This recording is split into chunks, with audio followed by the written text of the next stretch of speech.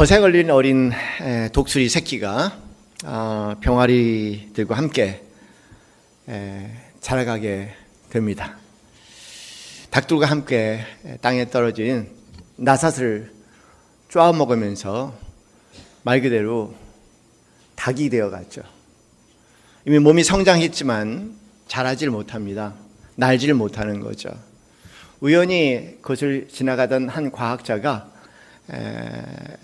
그 현상을 보고 농부에게 내가 이 독수리의 본성을 회복시켜 주겠다고 얘기합니다.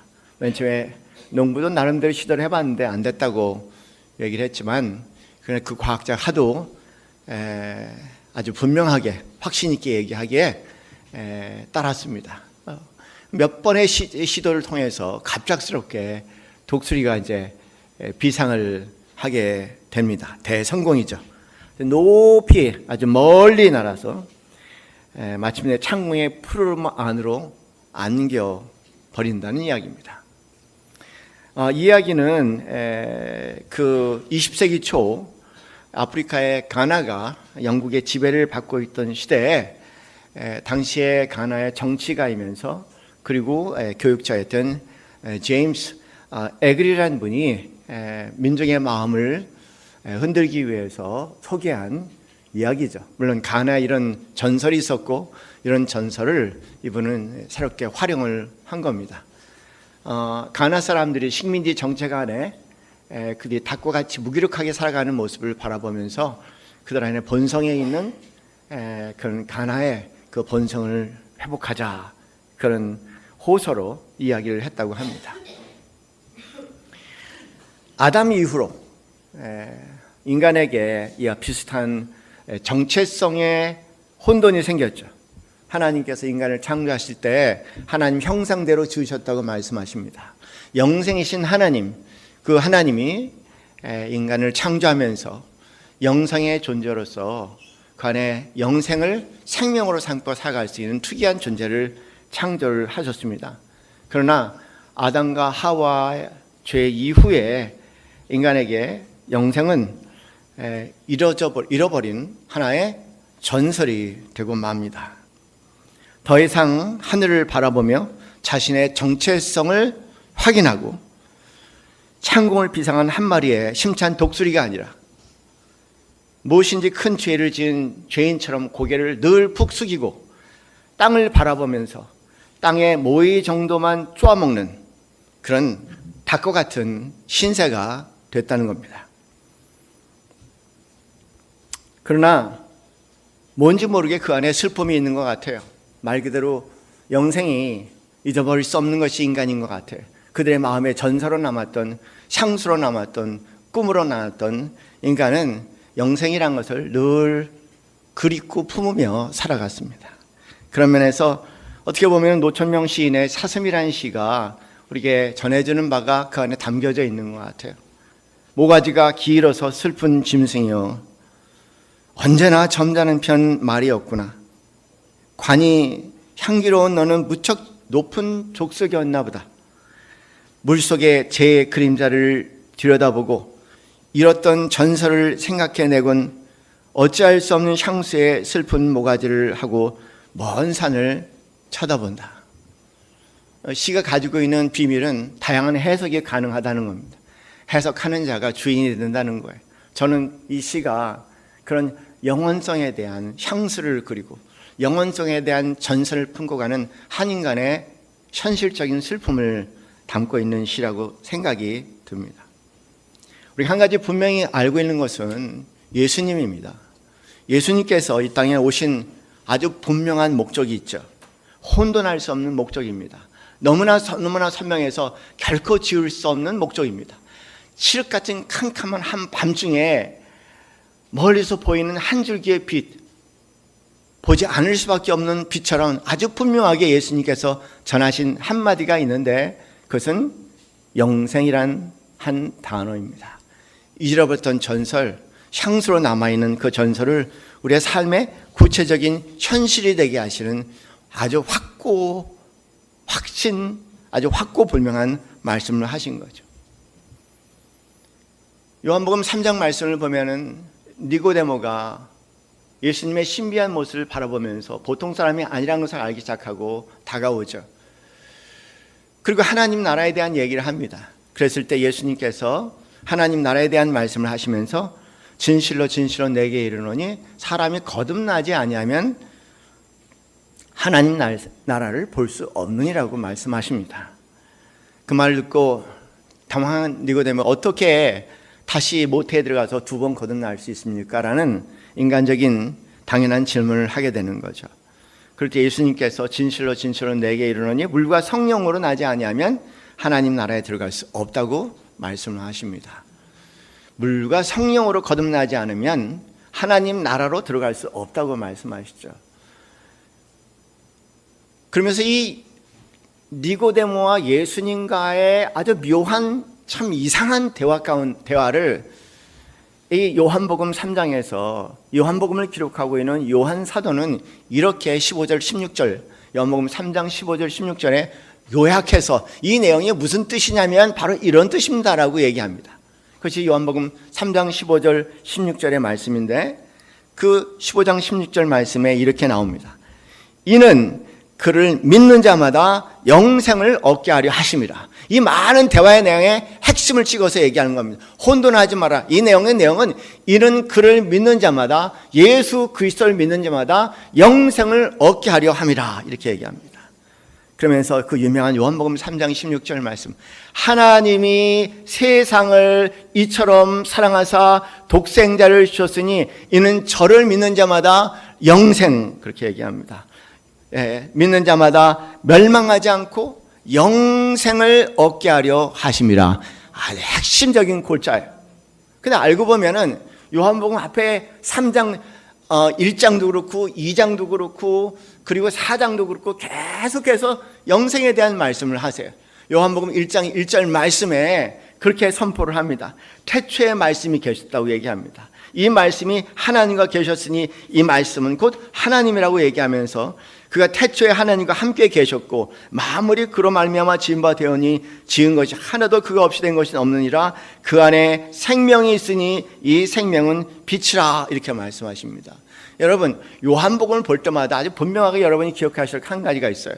뭐냐면 요한복음에 등장하는 생명이라는 단어는 일체 영생이라는 단어예요. 영생, 생명, 상호 교환적인 단어입니다. 요한이 쓰고 있는 특별한 언어 구조예요. 생명, 생명, 생명. 여러분 요한복음을 보든 요한 1서를 보든 요한 2서를 보든 요한 3서를 보든 어디 보나 생명이라는 단어는 곧 영생이라는 단어고 영생이라는 단어는 곧 생명이라는 단어예요. 오늘 읽은 본문에도 그렇게 나옵니다. 태초에 있는 생명의 말씀, 이렇게 시작이 됩니다.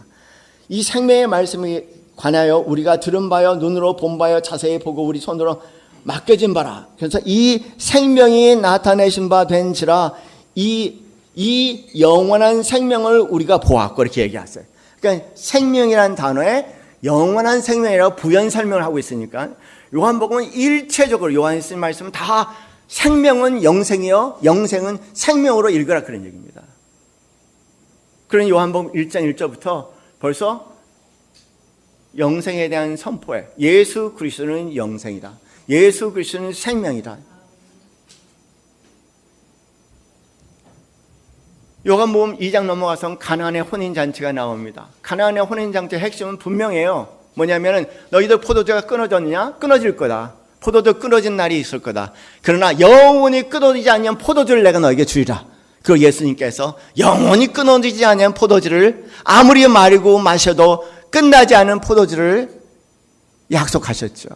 그것은 영생에 대한 얘기입니다. 그런가 하면 요한복음 4장 말씀도 마찬가지예요. 요한복음 4장 말씀에 여러분 우물가의 여인 스토리가 나오지 않습니까? 여러 남편을 두고 살았지만 진정한 남편 하나 없는 그에게 이 생수에 대한 얘기를 하다가 하신 말씀이 영원히 목마르지 아니하는 물, 생수, 영생을 얘기합니다. 그것뿐이겠습니까? 예수님께서 직접 말씀하세요. 요한복음 5장 24절 말씀, 여러분 다 암송한 말씀에 내가 진실로 진실로 너에게 이르노니 내 말을 듣고 그 보내신 자를 믿는 자에게 있는 자는 영생을 얻었나니 심판에 이르지 아니하리라.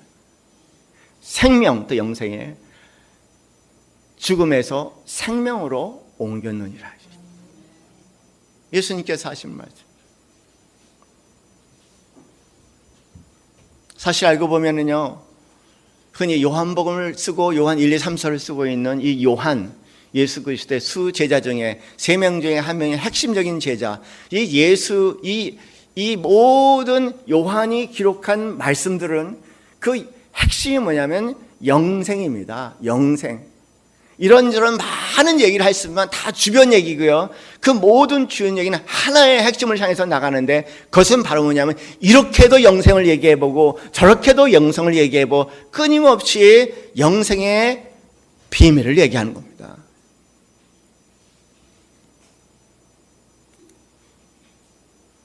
사람들이 그렇게 얘기를 합니다. 사랑. 요한처럼 사랑에 대해서 많이 이야기하는 분은 없습니다. 요한복음 보면 사랑에 대한 얘기 끊임없이 나오고, 요한 1서, 요한 2서, 요한 3서도 보면 끊임없이 사랑. 그러니까 요한복음, 요한인 영성은 사랑입니다. 그렇게 얘기하는 분이 계십니다. 그 말이 그렇게 틀린 말은 아니에요. 그러나 이 말이 빠지면은 그 말도 의미가 없죠. 이 말은 뭐냐면 영생이라는 단어입니다.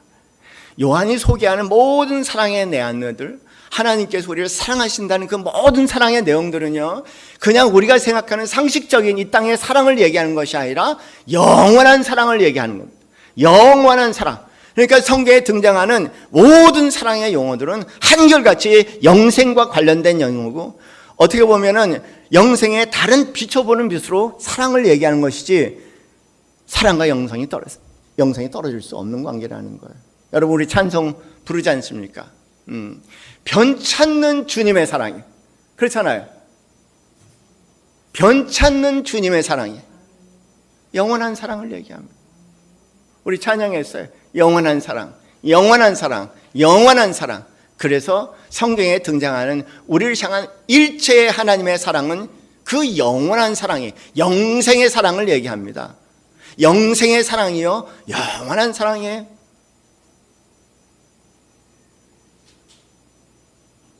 끊임없이 조건에 따라 변하고 상황에 따라 변하고 세월에 따라 변하는 그런 끊임없는 변하는 사랑, 그런 사랑이 아니고 영원한 사랑이에요. 영원한 사랑.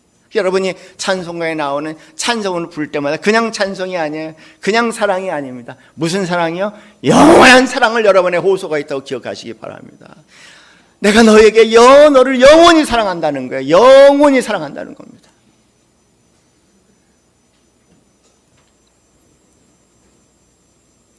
그 사랑, 우리 매일매일 호흡하며 살아가시는 우리 성도님들 되시기 바랍니다. 세상이 아무리 흔들어도, 세상의 유행이 아무리 우리를 향해서 이런저런 얘기를 하더라도 항상 하늘을 보며 영원한 사랑을 호흡하며 살아가시는 우리 사랑하시는 성도님들, 그것이 우리 그리스도인의 정체성이죠. 그리스도인, 크리스찬이라는 단어는 우리가 붙인 이름이 아닙니다. 안디옥 교회의 성도들을 바라보면서 이방인들이 그들을 향해서 쟤들이 크리스찬이래 이렇게 얘기합니다. 그 크리스찬이라는 말은 예수를 따르는 자들이란 뜻이다. The followers of Jesus Christ. 예수 그리스도를 따르는 자들. 그것이 그리스도의 정체성이다. 그런데 예수 그리스도는 영생이시니까 영생을 따르는 자들이라고 얘기할 수 있겠고, 우리 자신은 영생이라는 겁니다. 우리의 정체성은 영생이에요. 우리가 그 정체성을 잃으면은 이 땅에 떨어진 나다를 주워먹는 닭 같은 존재가 될 겁니다. 닭 같은 존재의 그리스도인들 너무 봐요. 닭 같은 그리스도인들. 독수리의 정체성을 잃어버리고 기끝에 땅에 떨어진 모이만 주워먹고, 그 모이가 많으면 행복한 것 같고, 그 모이가 많이 모이기를, 그 모이 많이 주는 주인 섬기기를 살아간 닭 같은 그리스도인들이, 영혼의 정체성을 상실하고 이 땅이 마치 전부인 것처럼 여기에 귀속돼서 여기에 울고불고 살아간 처참하고 비참한 닭 같은 그리스도인들. 사람들에게 나에게 주인은 모에 따라서 모가 된 듯 떠올랐다가 모에 앉으면은 한없이 비참하게 떨어져 나가는 그런 하잘것없는 하찮은 닭 같은 그리스도인이 아니라 하늘을 바라보면서 영생이신 하늘의 정체성 가운데 늘 독수리같이 비상하시는 우리 사랑하시는 성도님들 되시기 바랍니다. 어쩐 상황에 누가 뭐를 했던, 내가 이혼을 당했던, 내가 거절을 당했던, 나에게 버림을 당했던, 나는 그래도 영원하신 하나님의 사랑 가운데 있다는 것을 찬양하시며 어떤 상황 가운데도 비상하는 그리스도인 되기 바랍니다. 그것이 우리 그리스도인의 정체성이에요. 사람들의 평가에 연연하지 마세요. 닭 같은 존재의 평가에 연연하는 거 얼마나 가슴 아픈 얘기고 슬픈 얘기입니까? 예수 그리스도께서 그렇게 말씀하셨습니다. 스스로 선포하셨어요. 요한복음 11장 25절 말씀에 예수님께서 선포하셨어요. 나는 부활이요 생명이니. 여기 생명은 영생이에요. 할렐루야. 예수님 스스로 선포하신 말씀입니다. 누가 이렇게 이분은 영생이라고 얘기한 것이 아니에요. 예수님 스스로가 선포하신 요한복음의 7가지 선포 가운데 당신의 분명한 정체성을 말씀하신 예수님의 그 정체성 가운데 하나, 나는 부활이요 생명이라고 말씀하십니다. 그러니 예수 그리스도를 알고 예수 그리스도와 사귀고 예수 그리스도와 함께 나눈다는 얘기는 한마디로 얘기해서 영생입니다. 영생과 사귀고 영생을 품고 영생을 나누며 살아가는 삶, 그것이 예수 믿는 사람들의 정체성이죠.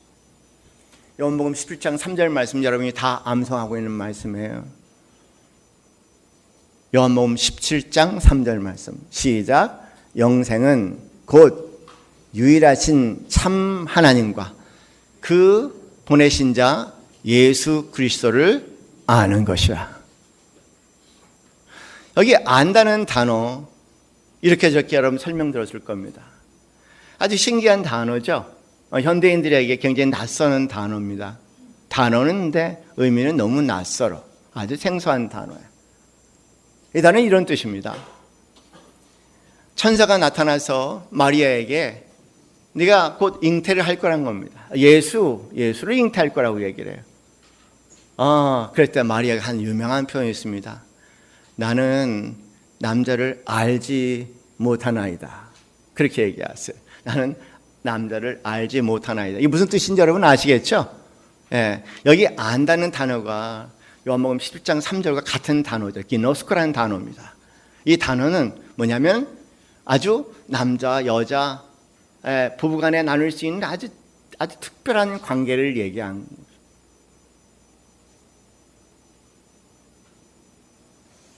예수 그리스도와 더불어 그렇게 깊은 사귐이에요. 예수 그리스도와 그렇게 깊은 사귐이 있으면 우리 안에 생명이 잉태되게 되는데 마치 마리아에게 예수 그리스도가 잉태된 것처럼 우리에게 새로운 생명이 잉태가 되는데 그 새로운 생명이 바로 영생이라는 것입니다. 여러분, 나는 모르겠어. 여인들은 그럴 것 같아. 아이를 임신을 했어. 아이를 임신하면은 그 자체가 여인에겐 생명이 되지 않습니까?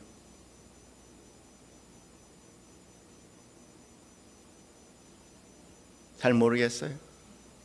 나는 모르겠어. 영원히 모르겠어. 그 안에 생명이 잉태가 되지 않습니까? 시간이 지나면 그 안에 생명이 움직이지 않습니까? 너무 신기할 것 같아요. 한 번도 저는 그런 배를 가져본 적이 없어서 이게 뭐야 도대체. 뭐 이 안에 막 혼자 막 꿈틀꿈틀거리고 찌르기도 하고 차기도 하고 도대체 그런 느낌은 뭘까? 너무너무 신기한 느낌일 것 같아요.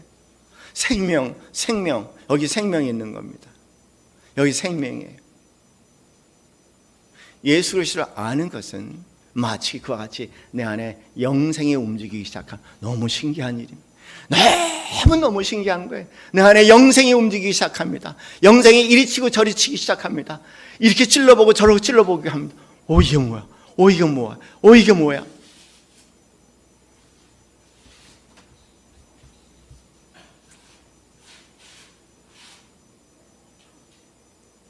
안다는 것은 교제를 하는 거죠. 대화를 나누는 겁니다. 예수님의 말씀, 도대체 예수님과 대화를 나누면, 교제를 하면은 무슨 일이 일어날까? 예수님 무슨 말씀을 하시는 분입니까? 궁금하시잖아요. 그런데 예수님이 하신 말씀을 다 일괄해서 영생의 말씀이라고 얘기하죠. 요한복음 6장 68절 말씀에 영생의 말씀입니다. 예수님께서 하신 말씀, 당신이 하신 말씀을 영생의 말씀이라고 그랬어요. 영생의 말씀. 오늘 본문 말씀에는 1장 1절 말씀에 그렇게 등장하잖아요. 태초부터 있는 무슨 말씀이요? 1장 1절 말씀, 태초부터 있는 생명의 말씀이야. 요한복음에 등장하는 요한일서든 요한복음이든 다 등장하는 생명은 영생에 대하니까 이 말씀도 영생의, 태초에 있는 영생의 말씀에 대해서, 생명의 말씀에 대해서 예수님께서 하신 말씀은 다 영생의 말씀입니다. 영생을 가르치고 영생의 실체에 대해서 우리에게 끊임없이 하시는 그런 말씀입니다. 그 외엔 다른 말씀 안 해요. 요한복음 6장 68절 말씀 보면은요, 요한의 제자들이 이런저런 말을 할 때에 사람들이 그를 쫓아가는 거예요. 제자들에게 너희들도 그들에게 가겠냐? 요한이 가르치는 말에 가겠냐? 세례 요한이죠. 세례 요한을 쫓아가겠냐? 그들의 제자가 되겠냐? 그렇게 했을 때 예수님의 제자, 이 말이 정말 감동이에요. 68절 말, 요한복음 6장 68절 말씀에 주여 영생의 말씀이 주께 있사오니 우리가 누구에게 가오리까? 여러분에게 어떻게 느껴지는지 모르겠지만 저는 이 말씀이 얼마나 감동이 깊게 들어오는지 말해요. 주여, 우리가 어디 가서 이런 얘기를 들을 수 있겠습니까? 어디 가서 영생의 비밀을 알 수 있겠습니까? 주님 말씀밖에 없지 않습니까? 이렇게 얘기하는 거예요. 그래서 우리는 주님을 떠날 수 없다는 겁니다. 여러분, 주님 떠나세요. 저는 주님을 안 따르는 이유는 단 하나입니다. 나에게 이런 일이 일어나고 저런 일이 일어나서 주님을 떠나고 안 떠나는 것이 아니라 제가 어디 가서 영생의 메시지를 듣고 영생을 풀고 오늘과 내일을 살아갈 수 있겠습니까? 어디 가서 누구에게 그런 얘기를 들을 수 있겠습니까? 어떤 철학서적을 쳐줘도, 어떤 인문과학책을 쳐줘도, 어떤 과학책을 들어봐도 어디 한 군데도 없는 영생의 얘기, 예수 안에 있다는 겁니다. 내가 어디 가서 영생의 얘기를 들을 수 있겠습니까?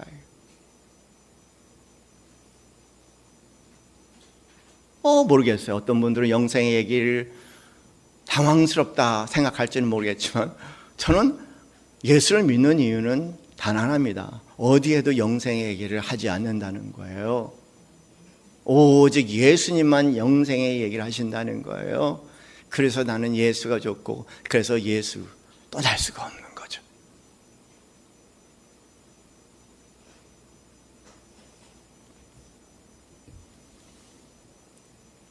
우리가 성찬식 한 달에 한 번씩 합니다. 성찬식 때 우리가 떡과 잔을 함께 나누지 않습니까? 예수님께서 제자들과 함께 했던 마지막 식사, 그 한 장면에 예수님께서 이 떡은 나의 몸이라고 얘기하시고 이 잔은 나의 피라고 얘기하셨어요. 그 식탁에서 예수님과 함께 나눈다고 생각해 봅시다. 식탁에서 예수님께서 베풀어오는 잔처럼 우리가 먹고 마신다고 얘기합시다. 그런데 요한복음에서는요, 6장 35절부터 55절 이하의 말씀은 다 먹고 마시는 것에 대한 얘기를 하는데, 예수님과 더불어 먹고 마시는 것 다 성찬식에 대한 얘기고, 예수의 살과 피를 마시는 건 다 영생이라고 말씀하십니다. 그러니까 성찬식 때마다 우리가 기억해야 할 것 중에 하나가 뭐냐면 영생에 대한 감사와 감동이에요. 이런 감동이 있었으면 좋겠어요. 주여, 내가 어디에 가서 영생의 말씀을 들을 수 있겠습니까?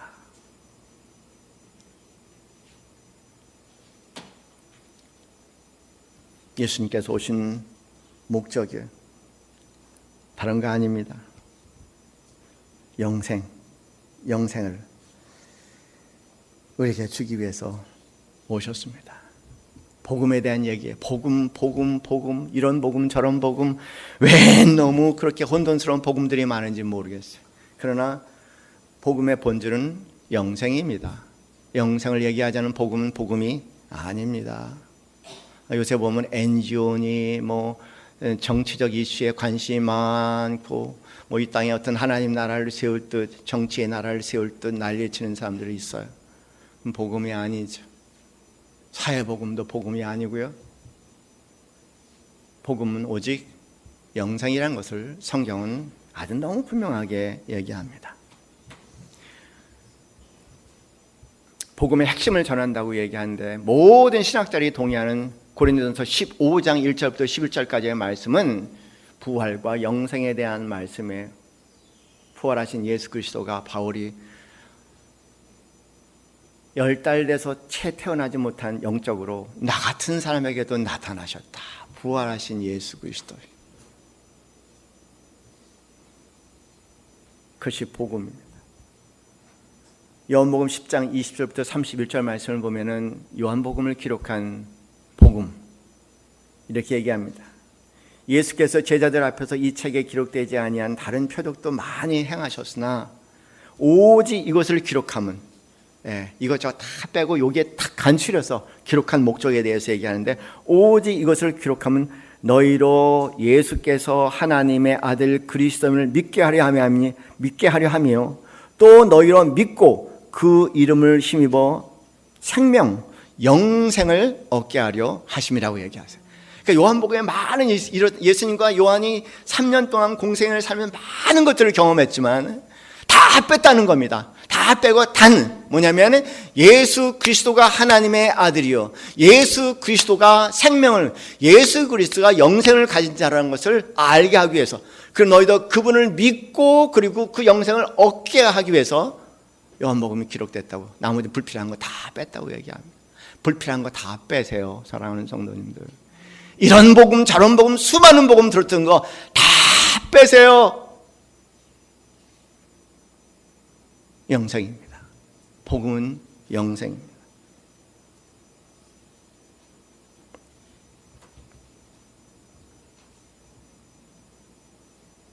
요한 1서에서 똑같은 말을 달리 반복하시죠. 요한서 5장 11절 말씀에 그렇게 요약해서 말씀하십니다. 내가 이 글을 기록함은 너희에게 영생이 있음을 알게 하려 함이라. 시종일관 요한복음, 요한 1서, 요한 2서, 요한 3서 끊임없이 한 가지 주제를 향해서 아주 통일되게 나가는 것은 잃어버렸던 전설, 그 향수, 영생이 우리의 삶의 실체가 되게 하기 위해서 예수 그리스도께서 이 땅에 오셨다고 그렇게 말씀을 합니다.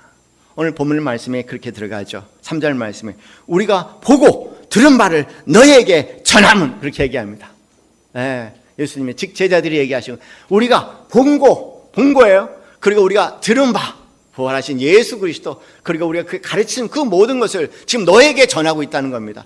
전한 것은 너희로 우리와 함께 사귐이 교제가 있게 하려 하는데 이 교제는 바로 무슨 교제냐면 우리의 사귐은 내가 너희와 교제하고 있는데 이 교제는 바로 어떤 교제냐면 우리의 교제인데 우리의 교제는 바로 뭐냐면 아버지와 그 아들 예수 그리스도와의 교제고 그 아들 아버지와 예수 그리스도 그 아들 예수 그리스도의 교제는 바로 뭐냐면 누림이라는 단어를 쓰고 있어요. 누림이라는 단어.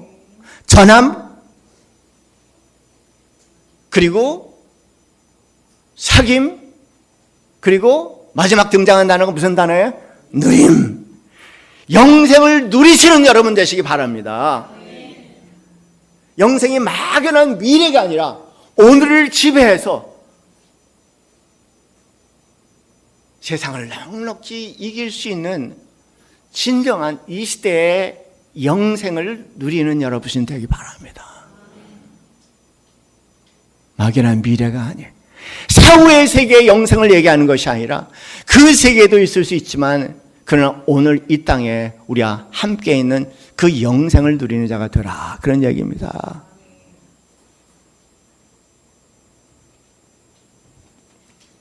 파스칼 여러분 잘 아시죠? 파스칼. 천재 중에 천재, 수학의 천재, 철학의 천재요. 오늘날 컴퓨터를 공부하신 분은 알지만 제일 먼저 배워야 할 용어가 파스칼이라는 컴퓨터 용어입니다. 요새도 배우나요? 하나요? 파스칼 배우셨어요? 컴퓨터 프로그램 할 때 맨 처음에 배우는 용어가 파스칼이라는 용어예요. 그것부터 시작이 돼야 돼. 지금 모르겠어요. 우리 때는 그랬습니다. 왜 그랬을까? 뭐냐면 파스칼이란 이 수학자와 철인이 바로 계산기를, 컴퓨터 같은 시행하는 계산기를 처음 만들어낸 사람이니까 이름을 따서 파스칼이라고 얘기했어요. 어느 면에서도 시대에 한 시대를 누가했던 천재입니다. 그러나 그에게는 사실은 심각한 중독이 있죠. 어릴 때 부모를 상실하고 상실한 깊은 고통 가운데 수학에 빠져보고, 수학이 중독이죠. 철학에 빠져보고. 그렇지만 허무함은 그 아픔을 달랠 수가 없어. 그래서 말 그대로 부모가 남겨준 많은 재산이 있어서 그래서 향락에 취해 왔습니다. 그러나 역시 그 마음은 달라짐이 없어요. 그리고 뜻밖의 그 과정에 영생을 만납니다. 그는 그 영생의 경험을 이렇게 얘기합니다. 아브라함의 하나님, 이삭의 하나님, 이 단어가 영생에 대한 얘기가 벌써요. 아브라함의 하나님, 이삭의 하나님, 야곱의 하나님, 철학자와 식자, 배운 자들의 하나님이 아닙니다. 확신, 감격, 기쁨, 평화. 예수 그리스도의 하나님, 예수 그리스도의 하나님, 나의 하나님. 하나님 외에 이 세상과 온갖 것에 대한 일체의 망각. 하나님은 오로지 복음에서 가르치신 길에 의해 알 수 있을 뿐입니다.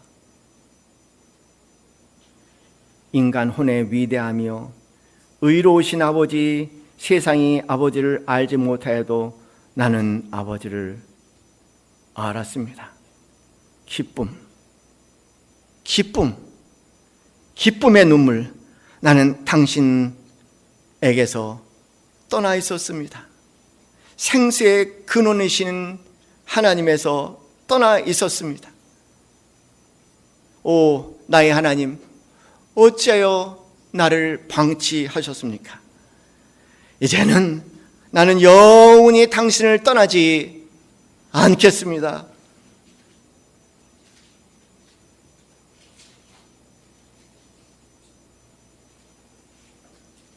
영생은 곧 유일하신 참 하나님과 당신이 보내신 자 예수 그리스도를 아는 것입니다. 예수 그리스도.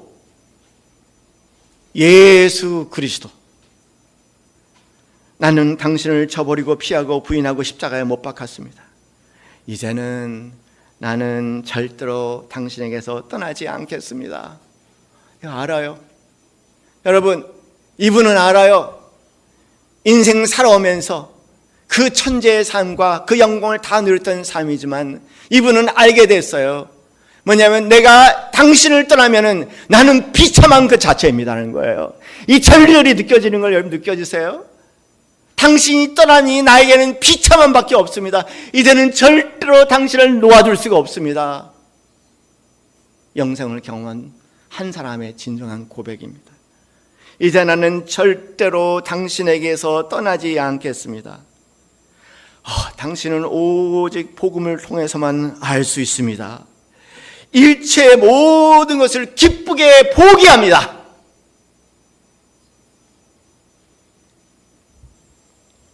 예수 그리스도와 나의 지도자에게 전적인 순종.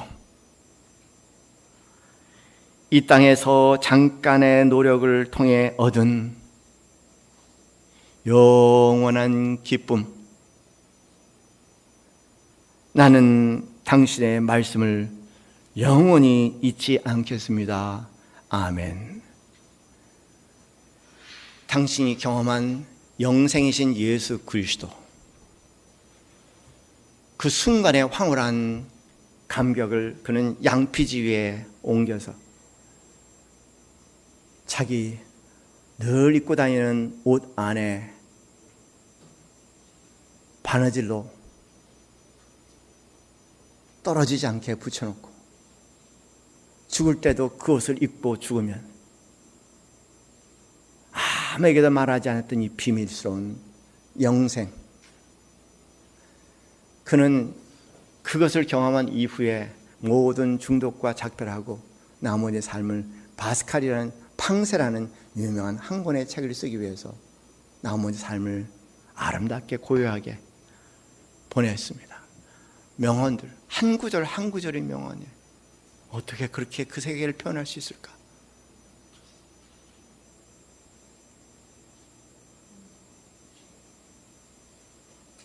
그의 죽음을, 결혼도 안 했고 자식도 없으니까 조카가 그의 죽음을 정리하며 그의 옷 속에 꼬매어진 양피지를 발견하고 필사로 옮겨서 오늘까지 그 글은 프랑스의 유명한 박물관에 그대로 남아있다고 합니다. 이 영생은 사후의 영생이 아니라 오늘의 영생이에요.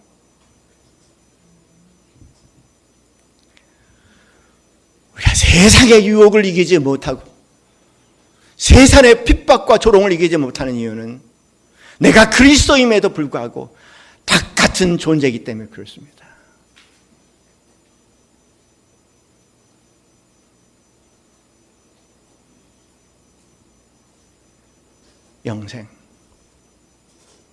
영생을 품고 하늘을 이 땅에 살면서도 비상할 수 있는 이제 진정한 그리스도인이 되시기를 주님의 이름으로 간절히 축원합니다.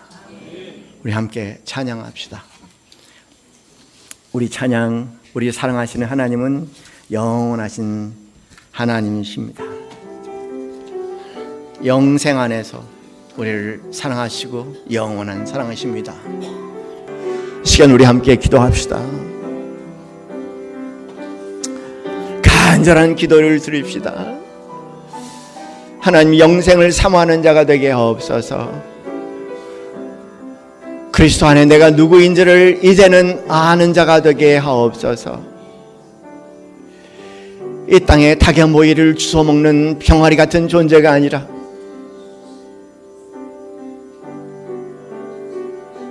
영생을 가슴에 품고 어디에서나 높은 곳으로 비상할 수 있는 하늘의 사람이 되게 하옵소서.